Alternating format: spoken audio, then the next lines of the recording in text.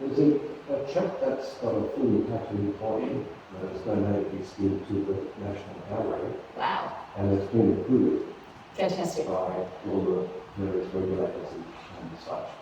The person approached you and had this process done for them. Would you participate at all? So, of course I would. And in fact, before COVID hit, I was in the process of trying to do a project with AFTERS, which is the forensic science body farm outside of Sydney. But there's enormous amounts of rules and regulations around that. You have to have the person while they're alive consent and be enthusiastic about the process, and there's a lot of rules around it. But yes, I mean, the thing that has the conclusion I've been coming to over the course of making all this work is that a life equals a life, pure and simple. All lives are worth the same amount. You might have like a little amoeba in a glass of water, and maybe that amoeba only lives for a few seconds. But from the point of view of the amoeba, that amoeba's going to have kids, get old, go through a midlife crisis, put on a little bit of weight, try to lose it again, be frightened about their own death. You know, lives equal lives. And to those who are left behind, the losses are the same. You know, I've seen birds mourning other birds, you know, horses standing around a dead foal. We are all capable of that. And so to try to find a way to honour those lives in accordance with the wishes of those that have passed is really important. We honour ourselves in doing that, and with this gentleman who's left his skin as a work of art, I mean, I think this is just one of the most beautiful expressions of that, and I just hope that it's received by people when they see it in that way, if they can see it in that way. Sometimes by my work as well, people tend to love it or they're utterly horrified by it, and I think that a lot of that has to do with the way that we see death and the fear of our own death that we carry with us, and how much we other the lives around us as well.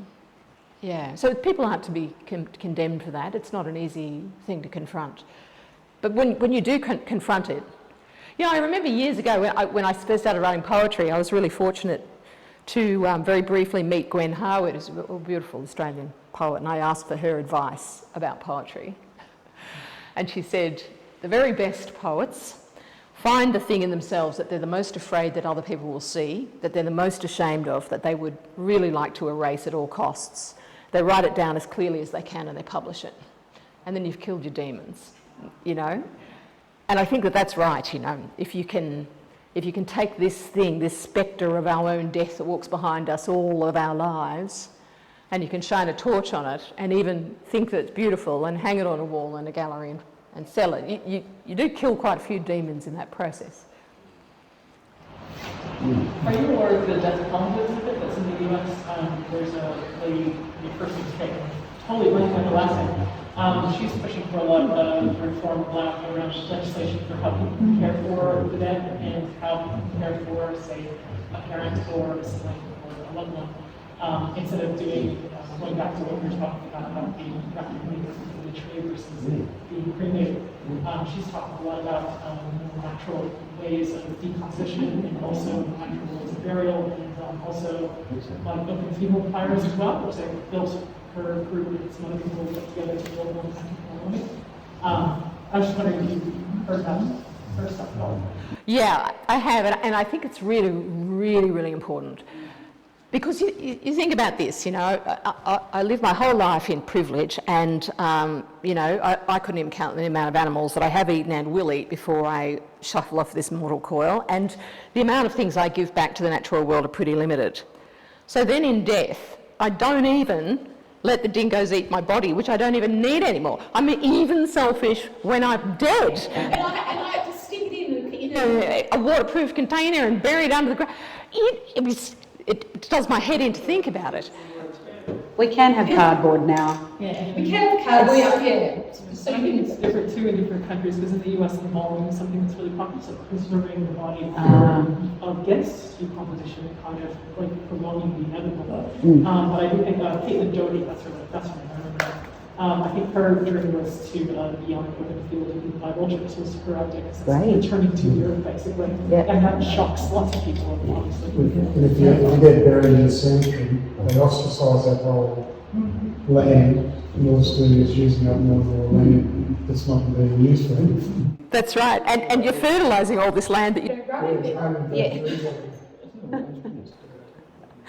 Yeah, that's right. That's right. Yeah. And there's also a comfort in the there's something very psychologically healing in being able to prepare your own loved one's body to be placed back into the ground, you know, those kinds of things. That is the way that we have for centuries Process death. Yeah. You know? there's a period of time where this person has been taken from you, but they haven't really been taken from you because they're still there, and you can still do these things for them. You can still honour them, you know, and that act of honouring is a way of insulating ourselves as well against all of that loss. But also, you know, so much is in the story we tell ourselves too. You know, if I'm born on this land and I am raised on this land, I can walk across this land without falling into a hole because the land knows me. I know where the snakes are and they're not going to bite me because the land knows me, because I am the family of this land. And then when I pass away, I go back into that land.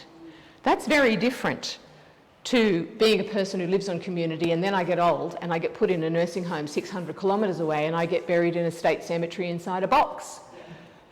These are very different things. One has got honour and grace in it, and the other is, you know, this is something that is now inconvenient, that needs to be put over here. That's the best way to think of it. A more cynical way to think of it is this is a way that we stop people from losing their fear, because frightened people are easy people to control. They'll pay lots of money. They'll do whatever it takes to feel like They can extend their lives because they're so terrified of the alternative of losing their lives. And then you want to know what happens to a frightened population. You just look at the example of the pandemic, where suddenly, you know, we've got people behaving in ways that they never would have behaved before, because fear brings that out in us. You know, fear makes us monstrous in many ways, but it also makes us controllable and predictable. We know how people are going to behave when they're afraid, but we don't know how people are going to behave when they stand up on their principles and they say, this is what is right, or this is, you know, I'm not afraid of you, and I'm going to do this because it means something to me. You know, the most terrifying thing in the world to an autocrat is a person who is not afraid of dying, who are not afraid of losing their security, because what do you have over that person, you know? But these are people who, you know, were born under a tree and would be extremely happy to go back under that tree, to die there and to be buried in the old way. But they passed laws preventing it. So it's actually illegal on Aboriginal protected land to give a person a traditional burial. You know, you can go to jail for it. And so on the very rare occasions where it does happen, it has to happen in secrecy and so on. But you see, I think that this thing that we've done, which is we have made death an abstraction, everything that we can't see or lay our hands on is more frightening than things we know. So the very act of making it an abstraction, we've made it something more frightening, and we've also othered it. So then in that space, that abstraction of death, that space is occupied by ghouls and wraiths and demons and all of these symbols of made-up gods, and all of these things, they all reside in that space. But that space isn't really there, you know. And if you sit down with a dead pigeon, not just sit down and look at the pigeon and go inside and have a cup of tea, but if you say, no, I'm going to try this, I'm going to sit with this dead pigeon until this dead pigeon has, you know, largely gone back into the ground, and you watch that process and you wait to see, is it what we've been told? Is it a scene from Reanimator? or is it something that I can really relate to, that I'm Comfortable with? You'll see that this is nonsense. It's a nonsense that we've been fed. Even the most grotesque parts of an animal's decomposition are very, very similar to the way that your leaves become mulch, and then your leaves become dry, and then they break down and they become soil, and the country takes it back into its own body like a mother. And that happens with everything, and it will happen to every one of us in this room as well. And when you watch it and watch it and watch it, you become less and less afraid of it. It's some of that essence of that I wanted to put into these works, you know, that the dead are vital, the dead are strong, the dead are not beings that need our pity, and that the prospect of becoming like them is not something that should make us smaller or make us afraid or make us controlled.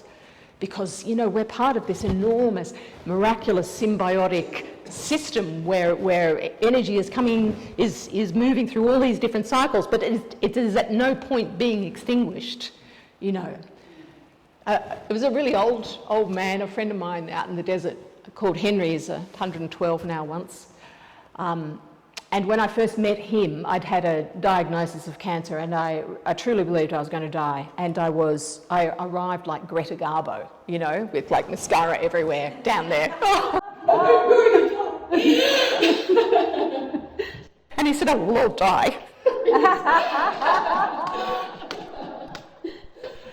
And then he said to me, "What are you afraid of?" And I went, "Oh, I was snuffed out." And he said, "A human being is just a thought in the mind of the country." And he said, "You have 100 thoughts a day. You don't have a funeral for all of them. You know, one thought comes and then it sinks back down and you have another thought, because your mind is still your mind. You haven't been extinguished with every thought that's been extinguished. You're just a manifestation of something that's still there, and you will always be a manifestation, one way or another, of something that is still there." And the thing about that idea is it does not depend on you becoming subservient to a deity or a church. It doesn't depend on you declaring war on someone that doesn't look like you or wears a different thing on their head. It doesn't make you monstrous. That hope that can be given to you does not have a big price tag, which is your integrity as a person, you know, or your autonomy as a person. You don't have to follow a set of rules. You don't even have to be a good person. It's free, you know. Even if you're the biggest asshole on the planet, you are still connected to your country by an invisible electric wire, and that country will take you back regardless. There's no one sitting there passing judgment with a book on their lap going, "Well, I'm afraid that lady's been a little bit rude. She's going to the other plate." That doesn't happen, you know. That doesn't happen, and that's its power.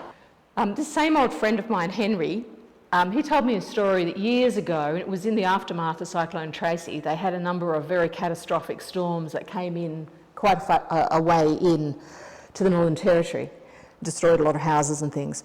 And ahead of one of those storms, Henry, when he was young, he went down to the local mine and he asked to borrow a whole bunch of tools. And they said, "Why?" And he said that there was a big storm coming and they wanted to make the houses stronger, and they laughed in his face and said, "There's nothing coming, you're an idiot." Anyway, in due course, the storm did come. It destroyed a lot of the mining buildings, and the miners got in their cars, to their great credit, to go down to the communities because they thought, "Oh gosh, there'll be injured people, there'll be chaos." And they found the houses standing. And they said to Henry, "How did you know?" Without radio, without a newspaper. To tell you, "How did you know there was a storm coming?" And Henry said, "Those people showed me." And he looked over and there was no one there. And the miner said to Henry, "Oh, are they spirit people that told you?" And Henry went, "No, come on." And he took him over to a termite nest. And he said, "They made Their that." house from us, we did the same. Right? God, So simple. so clever. So clever. This is our birthright. So many things, so many people whose houses burned down in the fires, so many people lost their homes in the fires. If they'd watched what the birds were doing, they would have left earlier. Because we've lost those things because our autonomy has been taken from us. And I guess, you know, the thing I'd like everyone to walk away with is the fact that that's not a fait accompli. We can take it back. We just have to say no. You know, this is my birthright. Maybe, you know, maybe I don't have the cultural authority of a tribe behind me, or maybe I'm a stranger in this place, or maybe I'm first generation in this place, or whatever. But so what? You stand on this ground. This ground knows you. This country knows you. You can form your own relationship with it. You can take back that power that is your birthright and insist on it. And if we do that and we honour the country around us and the other lives around us, then I think, you know, what it gives us is more than just a sense, a warm, fuzzy sense that we've been altruistic and we saved a bunny today. But it can give us back our power, our autonomy, and it can create a still strong centre in us because we're not afraid of losing our lives, we're not afraid of the lives of the people around us, you know. And then from that point of not being afraid of the loss of life, we can honour the loss of life. I really believe that that's what it is to be an adult, is to reach that point where you can do that. You can stand there at that place strong with all that grief and stuff whirling around you, and you can keep your feet because you've reclaimed that power and strength. In the dominant culture, it is possible that many, many millions of people in this land will wake up in the morning in an apartment that is not attached to the ground, and they'll put shoes on, and they'll go downstairs and they'll walk across bitumen, and they'll get into their car, and then they'll go into an office. And months will pass without them ever touching the soil with their hands or their feet. You know, that, you know, if you want any kind of biblical hell, that's it right there. And then what happens? And then that person passes away and they get sealed in a box and put into a cemetery where nobody can come. We are natural creatures. We are as entitled to live our lives under trees and on soil as a kangaroo or a wombat or any other creature. And yet we think of ourselves as this kind of elevated, you know, extraterrestrial God that lords it over nature, and the fact of our own slavery is hidden from us by our enculturation. But if we take any animal and we put it in a cage, we are taking that animal's freedom from it, and that is what has happened to us. We have all been placed in cages, and we've been told not even in death are we allowed to be free, are we allowed to stand back on this land.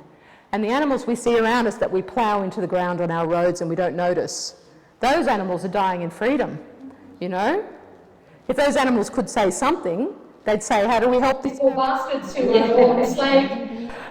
who can't live in a wombat burrow, who have to live in a sky, who have to sell themselves into slavery 8 hours a day so they can afford to live in their own cage, you know? That's why I think all these animals are worth every hour that I spend trying to honour them afterwards, and worth more too, because they've at least avoided the trap that we have not.